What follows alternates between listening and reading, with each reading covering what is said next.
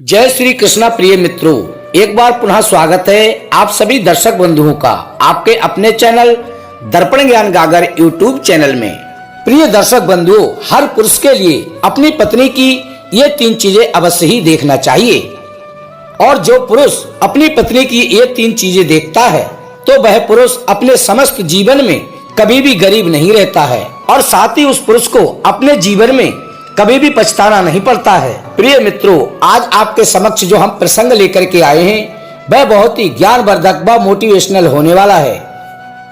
प्रिय दर्शक बंधुओं, जो व्यक्ति इस प्रसंग को पूरा सुनेगा वो अपने समस्त जीवन में कभी भी गरीब नहीं रहेगा, अर्थात उसके घर से गरीबी का नाम और निशान मिट जाएगा। इसलिए प्रिय मित्रों, हर पुरुष के लिए अपनी स्त्री की ये 3 चीजें अवश्य ही देखना चाहिए। और यदि आप हमारे इस चैनल पर पहली बार दर्शक मेहमान बनकर आए हैं तो प्लीज आप हमारे इस चैनल को अवश्य सब्सक्राइब कर लें, वीडियो को लाइक करें, अच्छे कमेंट करें, बेल आइकन ऑन कर लें ताकि आने वाली हर वीडियो की नोटिफिकेशन सबसे पहले आपको प्राप्त हो सके और प्रिय दर्शक बंधुओं आप उसका लाभ उठा सकें। और प्रिय मित्रों, हो सके तो इस ज्ञानवर्धक प्रसंग को अपने मित्रों व अपने सगे संबंधियों तक शेयर अवश्य करें ताकि उन लोगों के लिए भी इस ज्ञानवर्धक प्रसंग से लाभ प्राप्त हो सके। तो आइए प्रिय मित्रों, आपका अधिक समय नष्ट ना करते हुए समझते हैं इस छोटी सी कहानी के माध्यम से। प्रिय दर्शक बंधुओं, ये बात कुछ समय पहले की है। एक राज्य में एक व्यापारी रहता था। प्रिय मित्रों, व्यापारी के घर में उसकी पत्नी और व्यापारी 2 लोग ही रहते थे, लेकिन उन दोनों में बड़ा ही प्रेम था। दोनों पति पत्नी बड़े ही प्रेम से रहा करते थे। प्रिय मित्रों, उन दोनों पति पत्नियों में ऐसा प्रेम देख करके उसके अड़ोसी पड़ोसी व सगे संबंधी अत्यंत जलन मानते थे, अर्थात ईर्ष्या मानते थे। प्रिय मित्रों, उन दोनों में इतना प्रेम था कि उन दोनों पति पत्नियों के प्रेम की मिसाल उस नगर निवासी दिया करते थे। और प्रिय मित्रों, जहाँ वो व्यापारी रहता था उसी व्यापारी के घर के सामने एक राजा का महल था। और प्रिय मित्रों, इस बात को तो आप सभी भली भांति जानते हैं, जब राजा का महल होगा तो उसमें राजा अवश्य ही रहता होगा।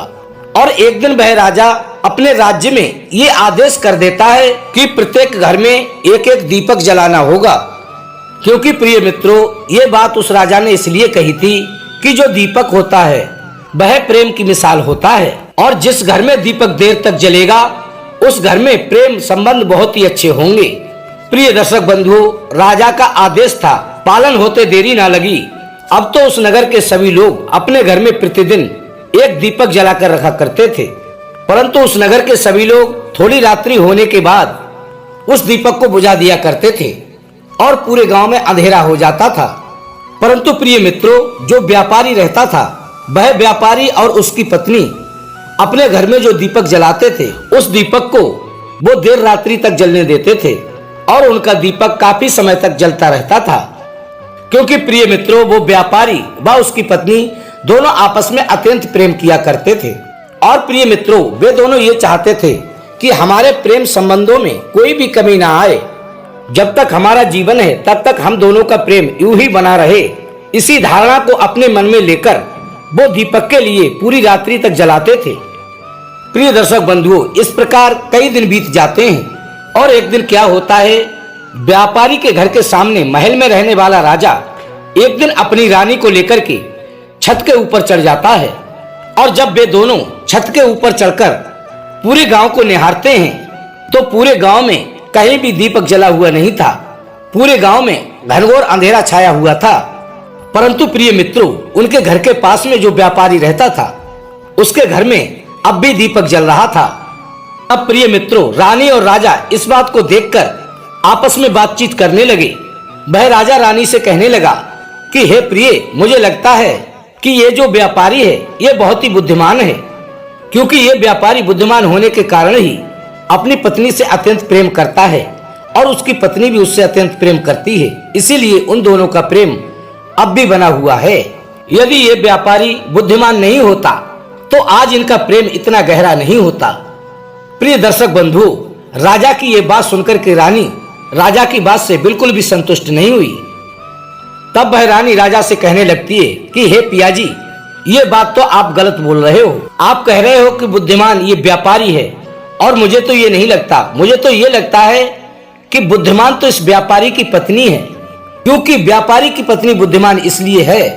यदि वह बुद्धिमान नहीं होती तो इनके घर में प्रतिदिन झगड़े होते और ना ही इनके घर में इतनी सुख समृद्धि व प्रेम होता, क्योंकि प्रिय मित्रों, सुख और समृद्धि वही निवास करते हैं जहाँ प्रेम होता है।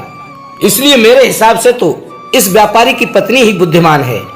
अब प्रिय दर्शक बंधुओं, रानी ने जब ये बात कही, रानी की इस बात से राजा बिल्कुल भी संतुष्ट नहीं होता है और फिर वह राजा रानी से कहता है, यदि ऐसी बात है तो मैं सुबह ही इस बात की परीक्षा लेने के लिए एक स्त्री को भेजता हूँ।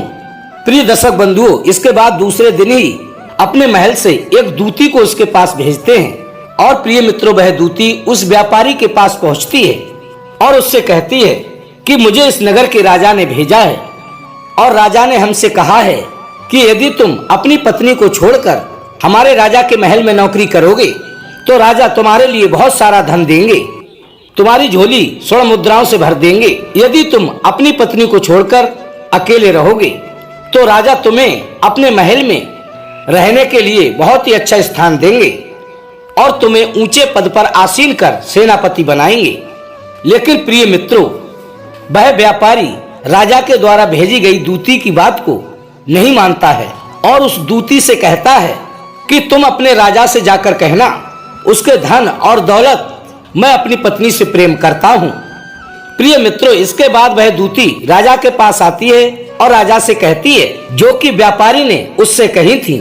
प्रिय मित्रों, दूती की यह बात सुनकर वह राजा अति प्रसन्न होता है और अपनी रानी से कहता है कि देखा प्रिय, मैंने आपसे पहले ही कहा था कि इन दोनों पति पत्नियों में सबसे अधिक बुद्धिमान उसका पति है और इस व्यापारी ने इस बात को आज सिद्ध भी कर दिया।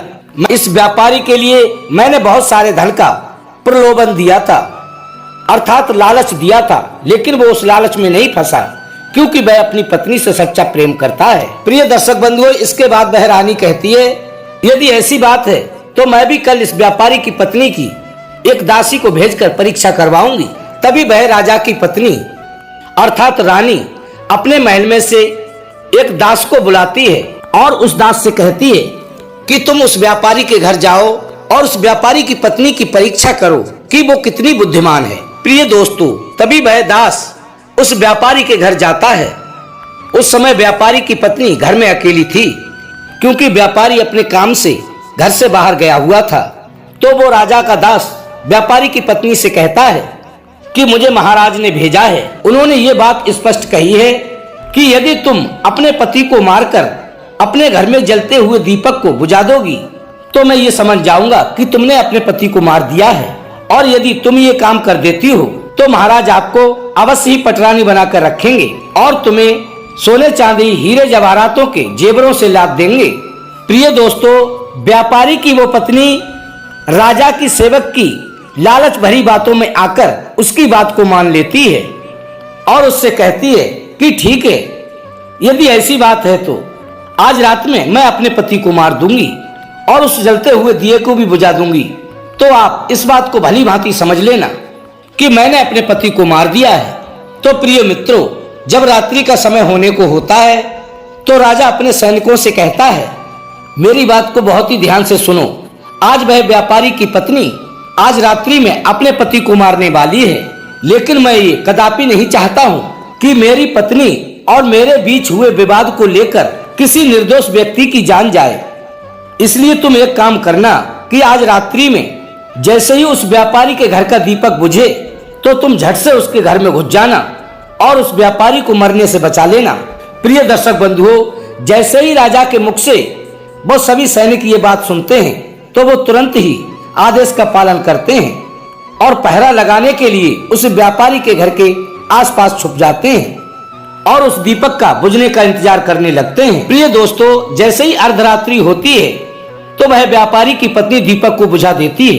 तो वे इस बात को भली भांति समझ जाते हैं कि अब व्यापारी की पत्नी अपने पति को मारने वाली है, और जैसे ही उस घर में घुसते हैं तो वहां जाकर देखते हैं कि वह व्यापारी तो कई घंटे पहले ही मर चुका था।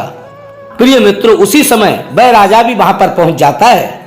तब वह राजा उस व्यापारी की पत्नी से कहता है कि ये तुमने क्या कर दिया, तुमने तो अपने पति को ही मार दिया। और ये कब और कैसे हुआ?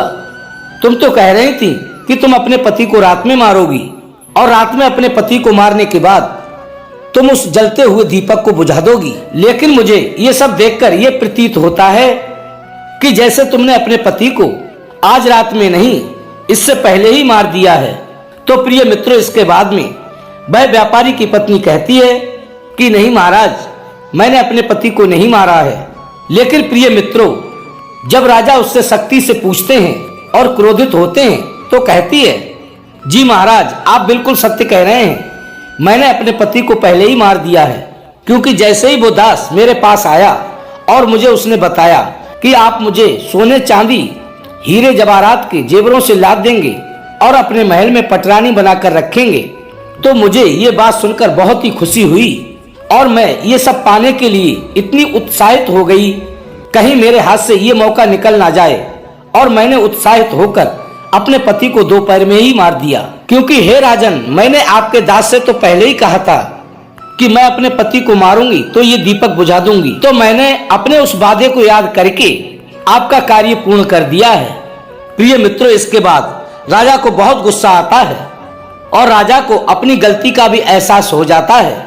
अब वो राजा उस व्यापारी की पत्नी को पकड़वाकर जेल में डाल देता है। इसके बाद प्रिय मित्रों, वो राजा स्त्रियों से बहुत ही घृणा करने लगता है और वो राजा अपने मन में सोचने लगता है कि भारत प्रिय चरित्र। दूसरे दिन वह राजा ये ऐलान करता है कि इस राज्य की संपूर्ण स्त्रियों को मौत के घाट उतार दिया जाए। प्रिय दर्शक बंधुओं, इस विनाशकारी आदेश को सुनकर उस राज्य के सभी लोग भयभीत हो जाते हैं। लेकिन प्रिय मित्रों, उस नगर में एक बहुत ही बुद्धिमान, ज्ञानवान व तपेश्वरी संत रहा करते थे और उनके कान में ये बात पड़ती है। तब वो संत जी राजा के पास आते हैं और उनसे कहते हैं कि हे राजन, ऐसा आप क्यों कर रहे हैं? क्योंकि प्रजा के लिए राजा तो एक पिता तुल्य होता है, पिता के समान होता है, और एक पिता अपनी औलाद को क्यों मरवाना चाहेगा? तो आप ऐसा घोर अनर्थ क्यों कर रहे हो? प्रिय दर्शक बंधुओं, तभी वो राजा उन बुद्धिमान संत के लिए वो सारी घटना बता देते हैं जो कि घटित हुई थी। और उसके बाद वो बुद्धिमान संत राजा से कहते हैं कि हे पुत्र, यदि ऐसी बात है तो मैं तुम्हें आज 3 ज्ञान की बातें बताने वाला हूँ कि एक पुरुष के लिए अपनी पत्नी की ये 3 चीजें सदैव ही देखते रहना चाहिए, अर्थात उनका ध्यान रखना चाहिए। प्रिय दर्शक बंधु, राजा को समझाते हुए वो संत जी कहते हैं कि हे राजन, नंबर 1, जो स्त्री अपने पति की सुख समृद्धि और दुख सुख में साथ ना दे तो वह स्त्री अपने पति से कभी भी प्रेम नहीं करेगी, अर्थात वह स्त्री एक कुटिला स्त्री कहलाती है और वह स्त्री अपने पति व अपने कुल का विनाश अपनी आंखों के सामने होता हुआ देख सकती है। प्रिय दर्शक बंधुओं, तभी वो बुद्धिमान संत जी राजा को समझाते हुए कहते हैं, बेटा नंबर 2, वैसे तो हर पति को अपनी पत्नी की प्रत्येक बात का ध्यान रखना चाहिए, लेकिन इस बात का विशेष ध्यान रखना चाहिए कि जो स्त्री अपने घर की बात को घर के बाहर पहुंचाती हो, अर्थात अपने घर के भेद को दूसरों को देती हो और अपने घर के धन दौलत का बखान दूसरों के समक्ष करती हो, तो वह स्त्री कुलक्षणी, साथ ही चरित्रहीन और मतलबी होती है। वह आपको कभी भी मरवा सकती है। और प्रिय मित्रों, वो संत जी राजा को तीसरी बात समझाते हुए कहते हैं कि हे राजन, कि जो स्त्री अपने घर में आने जाने वाले अतिथियों का सम्मान ना करती हो, घर परिवार में प्रेम ना रखती हो, और तुम कमाकर तो 100 रुपए लाए हो और वह 200 रुपए खर्च करती है, तो वह स्त्री आपके घर की सामर्थ्य के हिसाब से कभी भी नहीं चलेगी, अर्थात वो आपके घर की आर्थिक स्थिति को समझते हुए कभी भी नहीं चलने वाली।